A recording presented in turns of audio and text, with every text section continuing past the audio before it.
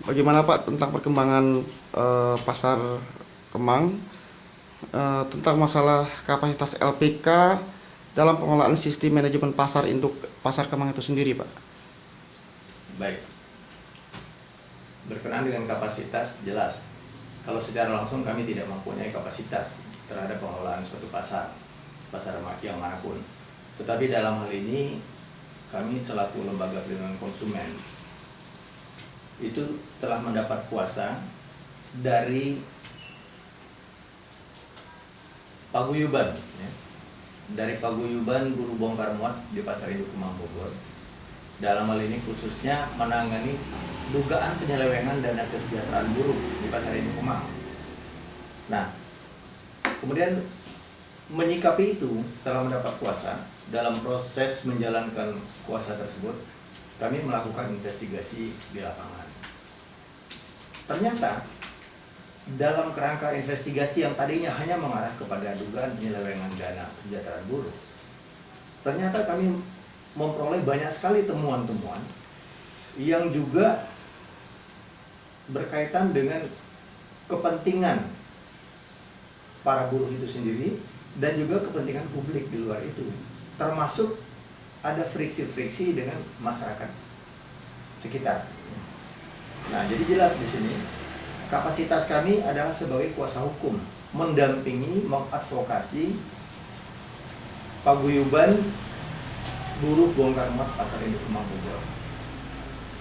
Tetapi sebagai lembaga perlindungan konsumen, di mana di luar tugas-tugas pokok kami juga mempunyai beberapa kewenangan.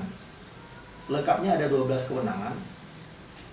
Tetapi yang berkaitan dengan pengelolaan suatu pasar, tentu saja yang pertama mengenai penyelenggaraan pengelolaan ruang publik. Itu dulu yang menjadi kewenangan kami untuk melakukan investigasi atau mencari temuan-temuan yang berharga. Kemudian juga selain itu kami juga mempunyai kewenangan dalam hal pengawasan. Misalnya pengawasan tera, alat ukur atau alat timbang yang dipergunakan di pasar itu. Juga kami berhak atau mempunyai kewenangan untuk melakukan investigasi pada bidang-bidang sarana dan prasarana atau infrastruktur yang ada di situ, seperti misalnya sarana jalan di dalam lingkungan Pasar Induk Kemang tersebut, yang kami temukan sudah sangat tidak layak untuk dipergunakan sebagai fasilitas jalan atau transportasi di dalam lingkungan pasar itu. Lubang-lubang yang besar-besar dan cukup dalam kami temukan di situ.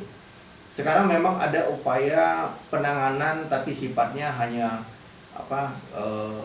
sementara, karena hanya menggunakan puing-puing bekas bongkaran bangunan tanpa menggunakan semen, tanpa menggunakan aspal. Jadi kita tahu di musim hujan seperti ini, bahkan Bogor sebagai kota hujan itu tidak mengenal musim tidak hujan, selalu hujan.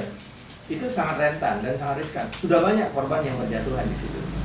Kalau LPK sendiri gimana Pak tentang investigasi SDM-nya sendiri, Pak?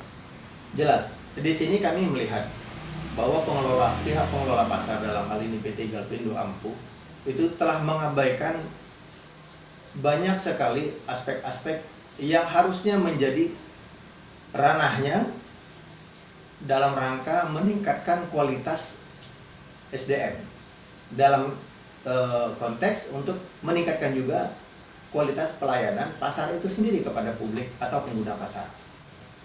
Dalam hal ini juga yang paling kami sayangkan, PT Galpindo Utama nyata-nyata melalui sumber-sumber yang kami percaya itu menolak kehadiran atau tidak menyetujui, tidak mengakui juga berdirinya paguyuban buruh bongkar muat sebagai implementasi dari asosiasi pekerja atau buruh di lingkungan Pasar Induk Kemang Bogor tersebut. Dengan alasan apa, Pak? Saya kira PT Galpindo Ampuh ini itu tidak memiliki alasan, ya, karena di dalam regulasi yang ditetapkan oleh pemerintah jelas bahwa setiap unsur masyarakat, komponen masyarakat itu memiliki kebebasan berkumpul dan berserikat. Nah, termasuk para pekerja berhak diberi hak untuk mendirikan asosiasi serikat pekerja. Nah, termasuk juga di dalam lingkungan Pasar Induk Kemang Bogor ini yang dikelola notabene oleh PT Galvindo Ampuh sampai saat ini. Kemudian hal-hal apa yang positif yang bisa dikembangkan Pak tentang dalam pengelolaan Pasar Induk Kemang ini, Pak? Jelas, yang pertama tentu harus ada perubahan cara menyikapi atau sudut pandang dari PT Galvindo Ampuh untuk bersinergi dengan buruh dengan cara menerima dan mendukung serta mengayomi asosiasi serikat buruh yang ada di situ yang sudah terbentuk dan berbadan hukum dan dinamakan dengan Paguyuban Buruh Bongkar Muat Pasar Induk Kemang Bogor. Lalu kemudian juga tentu ada sikap-sikap keteladanan yang positif yang harus dia tunjukkan, yang harus dikembangkan dengan cara memelihara lingkungan pasar tersebut. Sarana jalan harus diperbaiki, kebersihan harus ditingkatkan, kemudian kemampuan SDM itu harus ditingkatkan juga dengan melakukan pelatihan-pelatihan bersinergi dengan para pengurus paguyuban dan jajarannya. Nah, juga kami melihat di pintu masuk gerbang masuk PT Galvindo Pasar Induk Kemang Bogor ini, PT Galvindo tepatnya di depan kantor PT Galvindo Ampuh, itu ada pelang bahwa pasar tersebut belum membayar kewajiban pajaknya.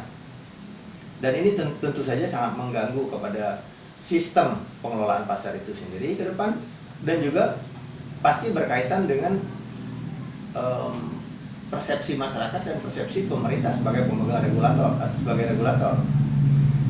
Kenapa? Karena pajak tersebut tentunya sebagian akan menjadi PAD, penghasilan asli daerah, ya kan? Kemudian akan diberikan lagi menjadi feedback atau umpan balik, dikontribusikan kembali kepada masyarakat, pada publik yang ada di situ. Mungkin dengan pengelolaan atau dengan pemeliharaan yang lebih baik ke depan. Contohnya pengelolaan sampah. Sampah ini kan menjadi kewajiban atau menjadi tanggung jawab seluruh masyarakat, bukan hanya PT Galvindo Utama sebagai pelaku pengelola pasar, tapi juga masyarakat lingkungan dan sekitarnya juga bertanggung jawab, termasuk pemerintah dalam ini sebagai salah satu stakeholder lewat DKK, Dinas Kebersihan dan Ketahanan Kota. Tetapi tentu dengan adanya pola-pola pengelolaan yang kurang familiar, yang kurang terbuka dari pihak PT Galvindo Ampuh, ini akan menghambat kinerja dari semua pihak yang terkait dalam pengelolaan kebersihan itu. Nah, ini sangat kami sayangkan. Padahal di lain pihak, Paguyuban Buruh Bongkar Muat ini sangat mempunyai potensi karena dia sudah berbadan hukum dan mempunyai experience yang panjang di dalam pengelolaan pasar Induk Kemang Bogor ini. Sebetulnya kalau itu dibicarakan, mungkin saja mereka mampu untuk mengelola bagaimana manajemen sampah yang ada di lingkungan pasar itu. Saya kira itu hal-hal seperti itu sangat perlu dikedepankan menjadi sesuatu yang baik.